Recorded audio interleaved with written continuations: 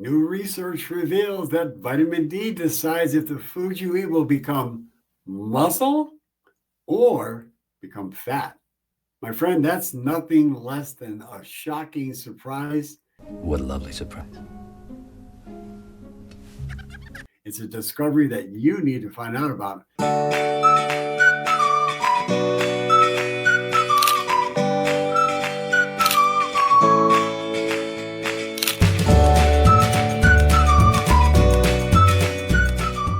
Hello, I'm Dr. Krystosik, and we've all heard it before. Vitamin D is good for bones, right?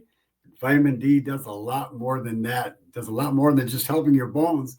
And in this video, I'm going to reveal some stunning information about vitamin D that I'll guarantee your doctor won't tell you about. I'll tell you about trouble. I got the wrong doctor. You know my doctor, Dr. Vinny Boombot. Surprising new research is uncovering that vitamin D tells your body whether to build muscle or to store fat. See, vitamin D isn't just a passive player in your body that's waiting around to help other nutrients get absorbed into the bloodstream. Nope. Vitamin D is more like a conductor, an orchestra that's leading hormones and several other metabolic functions, conducting how your body uses energy. Vitamin D also is one of the most underrated silent conductors, orchestrating how your body burns energy and sheds fat. You can also think of vitamin D as a quiet, behind-the-scenes messenger that influences whether your food becomes muscle or gets stored as fat. It doesn't just assist calcium getting absorbed. It behaves more like a hormone, a biological command center, affecting how your fat and your muscles communicate with each other. And two of the key players in this hormone conversation are compounds your body makes on its own. One is called leptin, and the other is called myostatin. Now, leptin is produced by the fat cells and tells your brain whether you had enough to eat and if you have enough stored energy. On the other hand, myostatin is a protein that restricts muscle growth. I want you to pay attention. It's like a brake pedal for muscle building. Now, here's where it gets really interesting. Interesting. When researchers removed vitamin D receptors from the fat cells in animals, leptin production dropped dramatically, making it difficult for the body to understand how much energy it had left.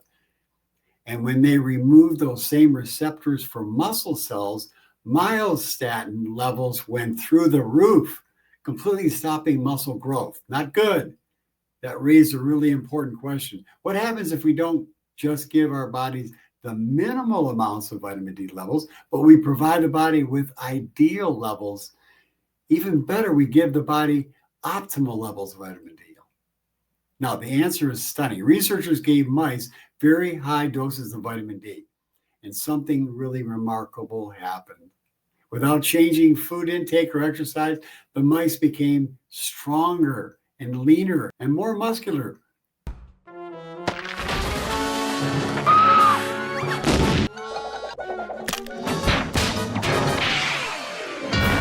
Their grip strength increased. Their lean body mass went up. Their total weight remained unchanged.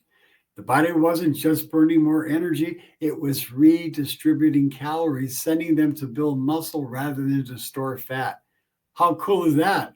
Now, let's dig even a little bit deeper. As vitamin D levels went up, myostatin, remember that's the hormone that puts the brakes on muscle growth.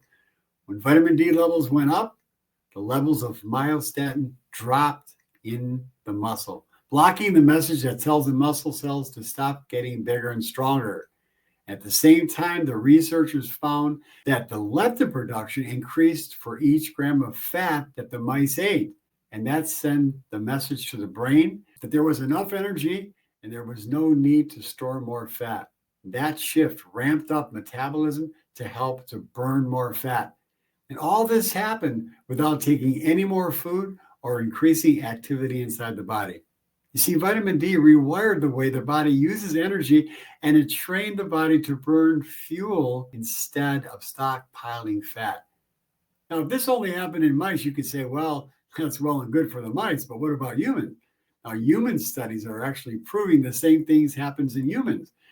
Researchers found that people with a genetic makeup that leads them to have higher levels of vitamin D and to be taller and leaner and stronger. And at the same time, they had better insulin sensitivity when they use sugar more efficiently.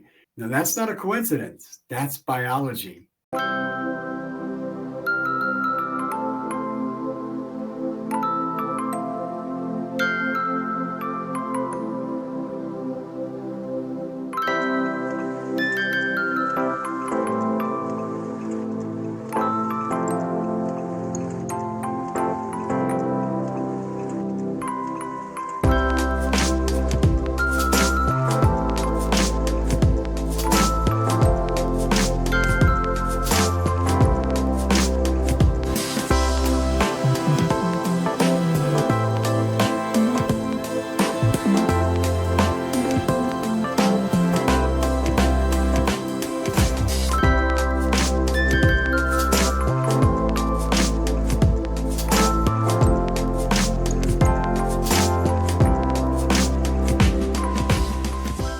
See, vitamin D seems to flip the way the body works from storing more fat to survive to build healthy and strong muscles and survive.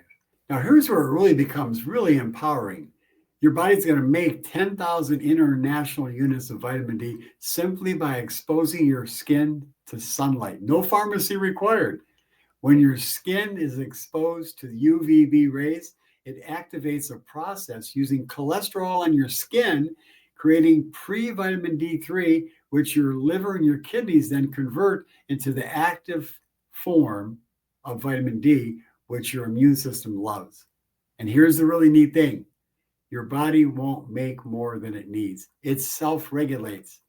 So the idea that 10,000 IUs is too much falls flat in its face when you realize your body naturally creates that much in the sun within just 20 minutes.